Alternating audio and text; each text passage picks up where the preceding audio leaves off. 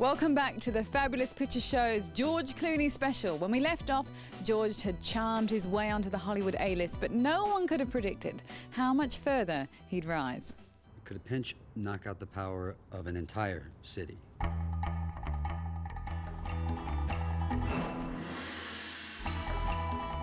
George Clooney continued his ascent, choosing projects wisely and compiling a remarkable hit ratio. And when he and director Steven Soderbergh decided to remake a Frank Sinatra Rat Pack romp with Clooney starring as Danny Ocean... You're a thief and a liar. I only lied about being a thief. His hard slog finally led to serious money. $150 million without breaking a sweat. Raking in over $1 billion worldwide, the Ocean's franchise gave Clooney and Soderbergh the clout they needed to go indie and gave George a shot at directing. He's a bad guy. He's one of the bad guys. Bad for the U.S., right, Jim? Not bad in an absolute sense, just bad for the U.S. Come dance with me. It was the first time in a generation that Hollywood activists were regularly voicing their politics through cinema. Hollywood has a long and occasionally glorious history of getting involved in political issues. If you go back as far as someone like Humphrey Bogart, he was very, very strong campaigning against McCarthy in the original. He was a Democrat activist, arguably. And then if you move up through the 1970s, you get people like Warren Beatty and Robert Redford, who at that point are making very political films and making very political statements. Jane Fonda very famously going to Vietnam and being labelled Hanoi Jane for being perceived as supporting the Viet Cong. But that sort of died away. Clooney was now the centre of a new Hollywood rat pack, one with a conscience. Clooney's pack grew to include eBay billionaire Jeff Skoll, whose participant production shared a similar vision, making socially conscious films. I've read different reports on how participant works, and some say you don't have to make a profit, so you're not particularly worried about it, Jeff. I don't know. How commercially viable do they have to be? Whether one project does well or another does well, we're all in it to find an issue that affects a lot of people and create compelling entertainment that can get people interested in the issue and then do something about it. And long term, if we keep doing this well, the company will do just fine. Participant backed Clooney's second directorial foray, about a legendary television journalist of the 1950s who took on a power-crazed politician. Our next show is going to be about Senator McCarthy, and we're going to go right at him. This is no time for men who oppose Senator McCarthy's methods to keep silent.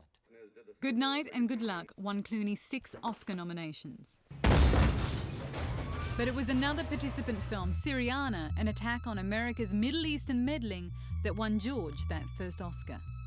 Perhaps President Bush has really galvanized the Hollywood left in a way. So you've seen people like George Clooney, people like Matt Damon, who really they're matinee idols in the old traditional sense. Suddenly find their voice and find their conscience. Clooney earned another Oscar nomination for Michael Clayton, playing a corporate lackey trying to ride his moral compass. I'm not the guy that you kill. I'm the guy that you buy. Are you so blind you don't even see what I am? He followed up by starring in another commercial project, Leatherheads, a frothy rom-com with Renee Zellweger. So you're a sports writer? Why not?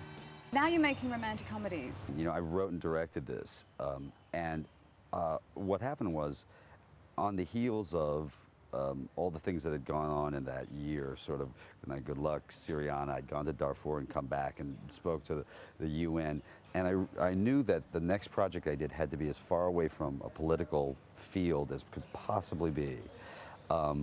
And so I found an old romantic comedy that I could rework and figure out. So you're trying to reinvent yourself a little bit, Mr. Clooney? You always try to reinvent yourself, or you'll end up, because you know the truth is, if you're the issue guy, issues change, and they always do and always have, and then you're done as a filmmaker, because then you were that issue guy, and either they expect you to do something, which I don't ever want to be, or they just don't allow you to do anything else.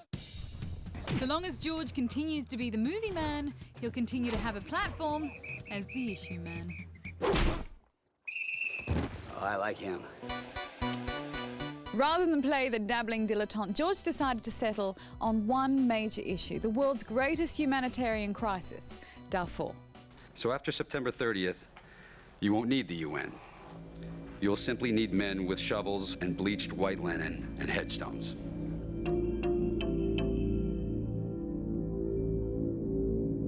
Sudan's Sudan's Arab and African Muslim communities have a history of fighting over power and resources.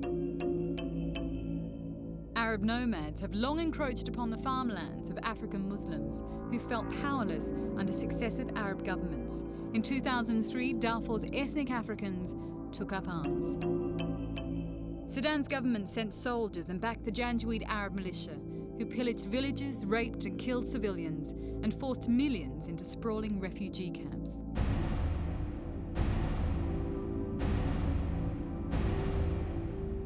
There's 2.5 million people that I'm afraid are going to die. And there's probably 400,000, they like to say 200,000, but it's closer to 400,000 that have died. And whatever way we can find to let some peacekeepers in, to begin a diplomatic process to allow some of these people to get home safely, I'll do whatever it takes. Right now we're standing here on the border of Chad and Darfur. A lot of bad things are happening over here right now. George first visited Darfur in 2006 with his father Nick. They asked an aid agency, the IRC, to take them there, and they documented it with the film A Journey to Darfur. He presented himself and his father as journalists. Were they going after women or men, or was it just in general attack? He explained to the people who he met that he was there to hear their story, that he was concerned about their plight, and that he wanted to retell their story back in the United States and around the world. You were in Darfur during the fighting. Yeah. The problem is, we show up and we get on television and we raise a lot of Cain and we talk about it. And we get to the UN and they raise a lot of Cain and they talk about it. And Condoleezza Rice stands up and says, "This will not stand." And that little girl's still in every bit as much danger today as she was, 5 months ago. What I found really interesting is you unequivocally say this is genocide. And you talk about an issue that a lot of people aren't prepared to talk about. You talk openly about this being a Muslim issue, right, that they have to take responsibility for that. Am I putting words in your mouth here? No, you're not. I'm careful to use the word genocide. I'm trying to now find a diplomatic way to work this as opposed to just an advocate way of saying this is absolutely wrong. All you're trying to do is find moderate Arab countries that will at least participate in this discussion. If you come out and say, the word genocide, although I believe that's the best description of what's going on, then they tend to immediately shut down and say, end of discussion, we won't even talk about it, because they want to call it a civil war. It's not a civil war. It's far from a civil war. George's attempts at diplomacy may have something to do with his recent trip to the UN. What an honor it is to have this new role as a messenger of peace. But while diplomacy hasn't yet helped Darfur, fundraising has. He and his Oceans pals co-founded the Not On Our Watch Foundation. They were able to raise close to $3 million for our programming in Chad and Darfur. Meanwhile, George and actor buddy Don Cheadle continue to travel the globe, reminding the international community of its responsibility to help Darfur's refugees. We've failed. We've failed on every single level. There's not one thing different, not one thing better than 4 years ago. Nothing. Despite George's best efforts, the Darfur crisis shows no end in sight. So we have to ask, what will George do next? The fact is, they're flooding this valley so they can hydroelectric up the whole darn state. Yes, sir. South is gonna change. Lord have mercy. I don't have an interest in running and holding an office. I find that, for me, advocacy is a much stronger place where I can actually make a difference. George may never run for office, but we're guessing he'll continue to speak out whenever a mic's thrust in his face. I'm very excited about what's been going on with junior senator from Illinois. I'm having a really good time with that. George! We're also guessing that in order to maintain his credibility, he's going to have to stop his commercial endorsements. How about a crest? For one product in particular. One of the big questions for George Clooney is about his role in advertising campaigns, specifically for Nescafe, which is owned by Nestle. And Nestle have come under attack for their marketing policies in Africa, marketing powdered baby milk. On the one hand, you're making protests about genocide in Darfur. On the other hand, you're taking money from an organisation which people believe is affecting the lives of children in Africa. And as the Darfur crisis persists, he'll also have to decide whether his Hollywood allure has become a liability. Now, Darfur is not the kind of thing that you're going to resolve.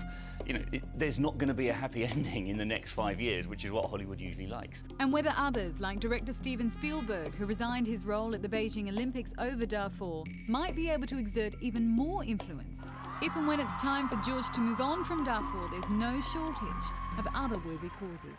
You're a man of campaigns. If you ever want to get on the campaign of helping Al Jazeera English get into America, do let us know. Believe me, I think it would be a great thing. The Arab world is complete strangers to most of America.